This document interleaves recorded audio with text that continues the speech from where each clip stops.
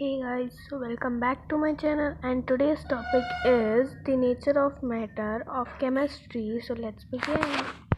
Matter जो है उसको हम लोग दो पार्ट में क्लासीफाई कर सकते हैं, लिविंग और नॉन लिविंग थिंग। तो इस चैप्टर में हम लोग नॉन लिविंग थिंग पढ़ेंगे। नॉन लिविंग थिंग के दो पार्ट्स होंगे, प्योर एंड इम्प्योर। प्योर के दो parts, elements and compound. Impure का मिक्सचर।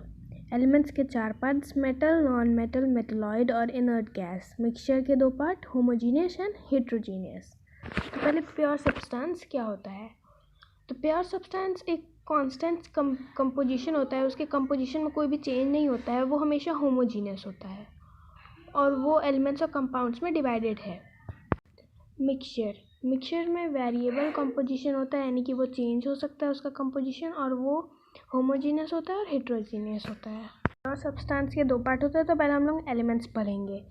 एलिमेंट्स होता है जो प्योर सब्सटेंस जो हम लोग जिसको दो या दो से ज़्यादा पीसेस में ब्रोक नहीं कर सकते किसी भी केमिकल मीन से, तो उसको एलिमेंट्स कहते हैं।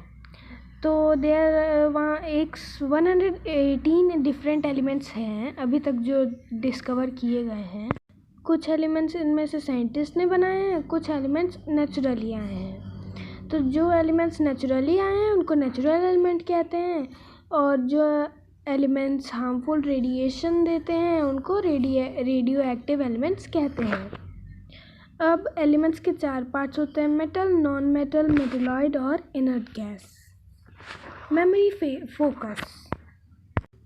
तो जो जॉन डाल्टन है वो एक फेमस केमिस्ट है जो एक सब्सटेंस का लिस्ट बनाया था जो एलिमेंट्स हैं उसके हिसाब से। तो उसकी ओरिजिनल कॉपी है इस टेबल में, hydrogen, azote, carbon, oxygen, phosphorus, sulphur, magnesia, lime, soda, potash, strontian, barytes, iron, zinc, copper, lead, silver, gold, platina, mercury. पढ़ेंगे हम लोग मेटल्स। मेटल्स जो होता है वो इलेक्ट्रोपॉजिटिव एलिमेंट्स होता है। अब इलेक्ट्रोपॉजिटिव क्या होता है, कोई भी एटम होता है उसके अंदर तीन चीज़ें होती हैं, न्यूट्रॉन, प्रोटॉन और इलेक्ट्रॉन। न्यूट्रॉन के ऊपर प्रोटॉन होता है, प्रोटॉन के ऊपर इलेक्ट्रॉन होता है। इलेक्ट्रोपॉजिटिव वो होते हैं जो इलेक्ट्रॉन देते हैं, और इलेक्ट्रोनेगेटिव वो होते हैं जो इलेक्ट्रॉन लेते हैं। तो ये आगे क्लास में पढ़ेंगे, इस बुक में अभी मेंशन नहीं किया गया है। तो वो जो होता है वो अर्थ के क्रस्ट के नीचे मिलता है, मेटल्स। और मेटल्स बहुत शाइनी सरफेस होता है और वो साउंड प्रोड्यूस करते हैं, उनको जैसे कोई भी उसको मारने पे वो साउंड प्रोड्यूस करते हैं। तो मेटल्स के सिंबल्स, बहुत सारे सिंबल्स होते हैं मेटल्स के, जैसे कि बहुत सारे मेटल्स होते हैं उनके बहुत सारे सिंबल्स होते हैं। जैसे कार्बन को C लिखेंगे। फिर दो एलिमेंट्स के सेम सिंबल्स नहीं हो सकते, या तो अल्फ़ाबेट का पहला दो लेटर लेंगे या तो पहला अल्फ़ाबेट ले लेंगे। जैसे कैल्शियम, तो कैल्शियम का तो C रख नहीं सकते तो उसको Ca बोलेंगे। तो ये तीसरा रूल। लेकिन अगर दो एलिमेंट्स के अल्फ़ाबेट और अल्फ़ाबेट के बाद वाला लेटर भी सेम ही है तो फिर उसके लैटिन नेम से उसका नाम रख दिया जाता है। कुछ कॉमन मेटल्स हैं, magnesium Mg, aluminium Al, calcium Ca, manganese Mn, nickel Ni, zinc Zn, platinum Pt, lithium Li, barium Ba, radium Ra, sodium को अब उसके लैटिन नाम पे रखा गया है Na, potassium K, iron Fe, copper Cu, silver argentum Ag, gold Au, lead Pb, mercury Hg, tin Sn, tungsten W।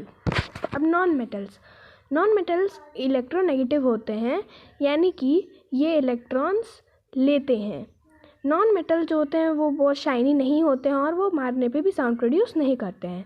कुछ Commons यहाँ पे नेम्स और सिंबल्स दिए हैं नॉन मेटल्स के, जैसे कि hydrogen H, nitrogen N, oxygen O, fluorine F, chlorine Cl, bromine Br, iodine I, carbon C, sulphur S, phosphorus P, अब मेटालॉइड जो होते हैं वो एलिमेंट्स होते हैं, उसकी प्रॉपर्टीज़ मतलब उसकी प्रॉपर्टीज़ मेटल्स और नॉन मेटल्स दोनों ही मिक्स करके उसकी प्रॉपर्टीज़ होती है। उसके कुछ एग्जांपल्स हैं arsenic AS, antimony SB, germanium GE, bismuth BI। Noble gas, ये गैस जो हैं अर्थ के एटमॉस्फेयर में बहुत कम पाए जाते हैं, तो इनको रेयर गैस भी कहते हैं। ये बहुत स्टेबल गैस होती हैं, ये दूसरी गैस के साथ रिएक्ट नहीं करती हैं, इसलिए इन्हें इनर्ट गैस कहते हैं। Example helium He, neon Ne, argon Ar, krypton Kr, xenon Xe, radon Rn। Compounds क्या होता है? कंपाउंड्स प्योर सब्सटेंस होता है जो दो या उससे ज़्यादा एलिमेंट्स को अगर हम लोग कंबाइन करते हैं किसी भी केमिकल मीन से, तो उसको कंपाउंड कहते हैं। और कंपाउंड की जो प्रॉपर्टीज़ होती है वो एलिमेंट की जो प्रॉपर्टीज़ होती है उससे कम्प्लीटली डिफरेंट होती है। और जो इसकी जो प्रॉपर्टीज़ होती है वो सब सिर्फ एक केमिकल मीन से ही सेपरेट की जा सकती है। दो एलिमेंट्स यानी कि एक हम लोग आयरन ले लेते हैं, एक सल्फर यानी कि S और वो आयरन Fe। अब दोनों को कंबाइन करेंगे तो आयरन सल्फाइड बनेगा यानी कि वो ब्लैक होगा। तो आयरन जो है वो मैग्नेट से अट्रैक्ट हो सकता है, सल्फर जो है वो नॉन मेटल है और वो जो है कार्बन डिसॉल्यूट में वो कम्प्लीटली सॉल्युबल होता है। तो जब दोनों को हम लोग कंबाइन करके एक कंपाउंड बनाएं तो फिर वो मैग्नेट से अट्रैक्ट नहीं हो रहा है, बट जो आयरन फिलिंग्स थी वो सब अट्रैक्ट हो रहा था और सल्फ़र अट्रैक्ट नहीं हुआ। और जब हम लोग दोनों को मिक्स कर दिए तो उसमें से सिर्फ आयरन अट्रैक्ट हो रहा है और सल्फ़र अट्रैक्ट नहीं हो रहा है। अब पढ़ेंगे आयरन सल्फाइड यानी कि FeS। ये मैग्नेट से अट्रैक्ट भी नहीं हो रहा है और कार्बन डिसॉल्यूट में अब कम्प्लीटली डिज़ोल्व भी नहीं हो रहा है। अब आयरन और सल्फ़र का जो ये कंपाउंड है, जब इसको हम लोग हीट करेंगे तो ये दोनों FeS यानी कि आयरन सल्फाइड बन जाएगा। आयरन और सल्फ़र को जब हम लोग हीट करेंगे तो और फिर ये जैसे कि हम लोग अभी देखें कि वो मैग्नेट से भी अट्रैक्ट नहीं हो रहा है और डिज़ोल्व भी नहीं हो रहा है, तो इसको पूरी एक नई प्रॉपर्टी इसकी फॉर्म हो गई है। यानी कि अब हम लोग कह सकते हैं कि अगर दो या मोर एलिमेंट्स को हम लोग को कंबाइन करते हैं और दोनों एक ही मास में, तो वो एकदम नई प्रॉपर्टी फॉर्म करता है जो उसकी अकेली प्रॉपर्टी से बिल्कुल भी अलग होता है। और जो सब्सटेंस ये फॉर्म करता है उसको हम लोग कंपाउंड कहते हैं। Characteristics of compound. पहला, ये दो से ज़्यादा एलिमेंट से मिलके बनता है और दोनों एलिमेंट्स का जो वो होना चाहिए मेज़र वो सेम होना चाहिए। और जो इसकी प्रॉपर्टीज़ होती है वो एलिमेंट्स के प्रॉपर्टीज़ से बिल्कुल भी अलग होती है। ये होमोजीनियस होता है। आगे पढ़ेंगे होमोजीनियस और हेट्रोजीनियस क्या होता है। और ये जो होता है वो उसका मेल्टिंग पॉइंट और बॉइलिंग पॉइंट सेम होता है। डेफिनाइट होता है, एकदम डेफिनाइट होता है, मतलब सेम नहीं होता है, इसको कहेंगे डेफिनाइट होता है कि एकदम फिक्स्ड होता है। और जो उसका केमिकल और फिज़िकल प्रॉपर्टीज़ भी डेफिनाइट होता है। अब कंपाउंड और मिक्सचर के बीच में क्या डिफरेंस होता है? कंपाउंड जो होता है वो न्यू सब्सटेंस फॉर्म करता है, मिक्सचर न्यू सब्सटेंस फॉर्म नहीं करता है। कंपाउंड में एक ही सब्सटेंस फॉर्म होता है, मतलब एक ही सब्सटेंस होता है। मिक्सचर में बहुत सारे सब्सटेंस होंगे, दो से ज़्यादा सब्सटेंस होंगे। जो प्रॉपर्टी होती है कंपाउंड की उसके एलिमेंट से बिल्कुल भी डिफरेंट होती है। मिक्सचर में जो प्रॉपर्टी होती है मिक्सचर की वो उस सब्सटेंस में प्रेजेंट होती है, और जो एलिमेंट्स होता है कंपाउंड में वो केमिकल रिएक्शन से ही सेपरेट किया जा सकता है। मिक्सचर में वो ऐसे ही ईजिली सेपरेट किया जा सकता है। कंपाउंड में जो होता है वो डेफिनाइट कंपोजिशन होता है और मिक्सचर में जो होता है वेरिएबल कंपोजिशन होता है, यानी कि उसका चेंज होते रहता है। कंपाउंड में चेंज नहीं होता है। अब हम लोग पढ़ेंगे एटम और मॉलिक्यूल्स। एटम जो होता है वो एलिमेंट का सबसे छोटा पार्ट होता है। एटम जो है ग्रीक वर्ड से निकाला गया है जिसका मतलब होता है इंडिविजुअल और अनस्प्लिटेबल। उस टाइम के साइंटिस्ट सोचते थे कि एटम स्प्लिट नहीं किया जाता है, लेकिन आज के साइंटिस्ट ढूंढ लिए हैं कि एलिमेंट्स को हम लोग बांट सकते हैं जिस सब एटॉमिक पार्टिकल्स में। एलिमेंट्स एक ही टाइप के एटम से बनता है और जैसे कि इसके लिए हम लोग एग्जांपल ले लेते हैं, एक सैक ऑफ ग्रेन्स, आटे का एक बोरी, मतलब आटे का जो गेहूँ होता है उसका एक बोरी, तो वो बोरी को हम लोग मैटर ले लेते हैं। उसके अंदर जो गेहूँ प्रेजेंट है उसको हम लोग मॉलिक्यूल्स ले लेते हैं, और जब वो क्रश हो जाएगा तो उस स्मॉल स्मॉल पार्टिकल्स को हम लोग एटम कहते हैं। तो एलिमेंट जो होता है वो सेम काइंड के एटम से बनता है। तो एटम्स पहले तो इंडिविजुअल होते हैं, बट आज प्रूफ किया गया है कि वो इलेक्ट्रॉन, प्रोटॉन और न्यूट्रॉन में डिवाइडेड होते हैं। सब कहते थे कि एटम से छोटा कुछ होता ही नहीं है, लेकिन एटम से भी छोटा होता है। आज प्रूफ किया, जैसे हम पहले भी बताए थे कि जो इलेक्ट्रोपॉजिटिव और इलेक्ट्रोनेगेटिव में बताए थे कि इलेक्ट्रॉन में इलेक्ट्रॉन होते हैं, प्रोटॉन होते हैं और न्यूट्रॉन होते हैं।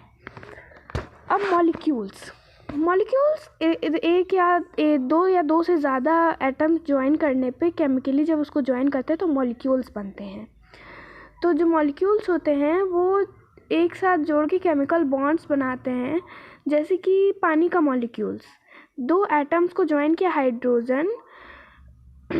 दो हाइड्रोजन को ज्वाइन किए, दो एटम्स ऑफ हाइड्रोजन और एक एटम ऑक्सीजन का, तो बनेगा H2O, यानी कि H का वैल्यू 2 होगा और O का वैल्यू तो O ही रहेगा, एक ही होगा मतलब, तो इससे बन जाएगा वाटर।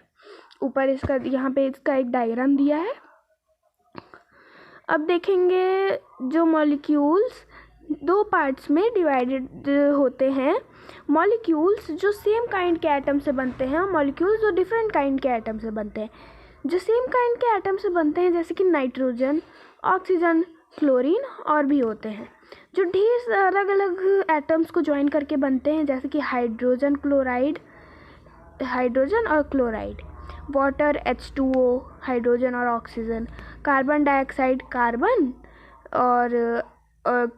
और फिर एक ऑक्सीजन, मतलब 2 ऑक्सीजन। अब यहाँ पे दिया है एटम, हाइड्रोजन का एटम जो होता है वो बहुत छोटा होता है, ऑक्सीजन का एटम उससे थोड़ा बड़ा होता है, कार्बन का एटम जो होता है वो भी थोड़ा बड़ा होता है।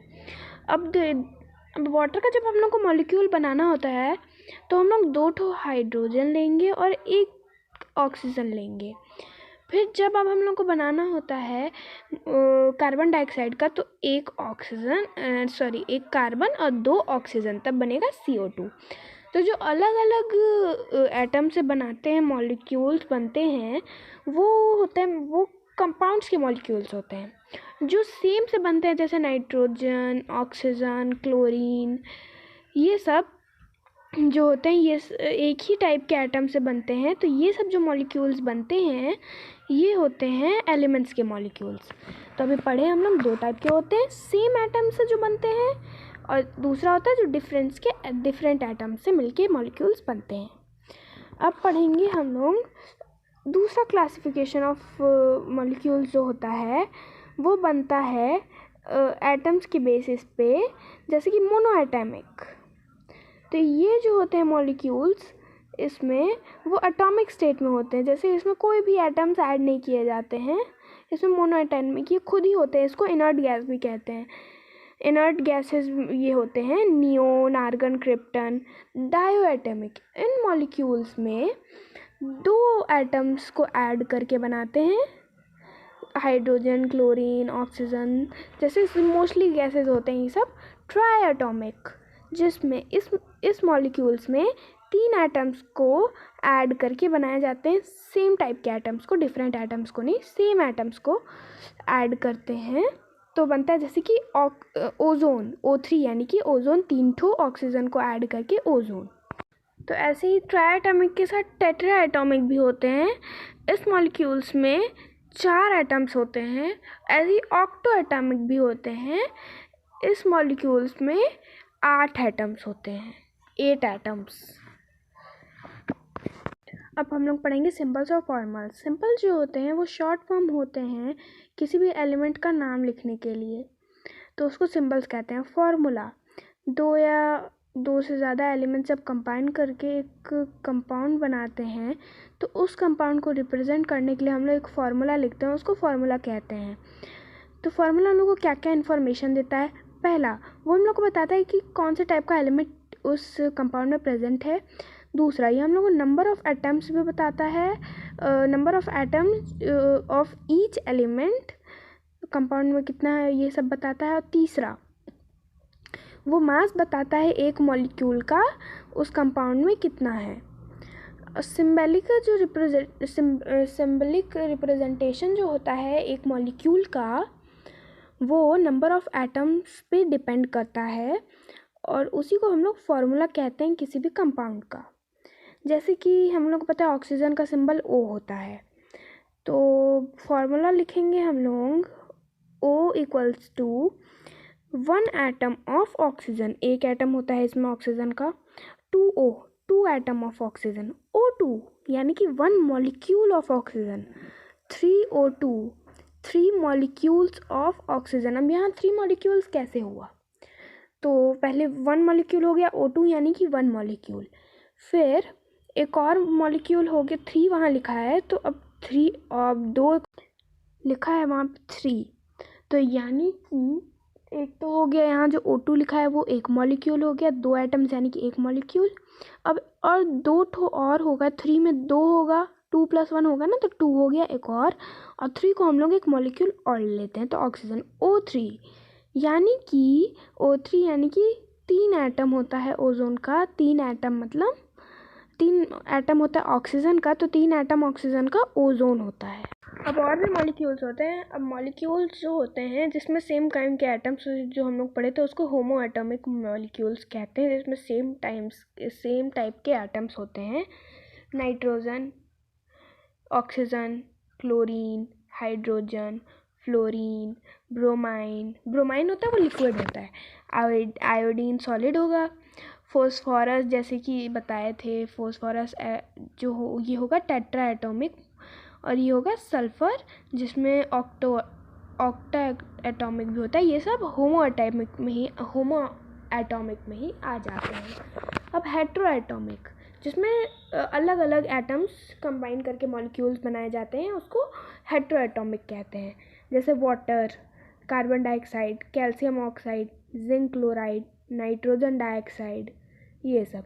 वाटर में 2 हाइड्रोजन 1 ऑक्सीजन, कार्बन डाइऑक्साइड में 2 ऑक्सीजन 1 कार्बन, कैल्शियम ऑक्साइड में 1 कैल्शियम और 1 ऑक्सीजन, जिंक क्लोराइड में 2 क्लोराइड और 1 जिंक, नाइट्रोजन डाइऑक्साइड में 2 ऑक्सीजन और नाइट्रोजन 1। मेटेलिक ऑक्साइड, जो कंपाउंड्स मेटल के होते हैं उसमें ऑक्सीजन भी होता है उसको मेटेलिक ऑक्साइड कहते हैं। जैसे मैग्नीशियम ऑक्साइड, एक मैग्नीशियम 1 ऑक्सीजन, फिर कैल्शियम ऑक्साइड 1 कैल्शियम और 1 ऑक्सीजन। मेटेलिक सल्फाइड, जो कंपाउंड्स मेटल के होते हैं उसमें सल्फर होता है उसको मेटेलिक सल्फाइड्स कहते हैं, जैसे कि मैग्नीशियम सल्फाइड्स और जिंक सल्फाइड्स। तो ये चैप्टर ख़त्म हो गया। तो अगर अच्छा लगा होगा तो लाइक शेयर सब्सक्राइब करना मत भूलना, और अगले सेशन में मिलेंगे, और अगला सेशन होगा हमारा बायो का, तो रेडी रहना। तो तब तक के लिए बाय बाय।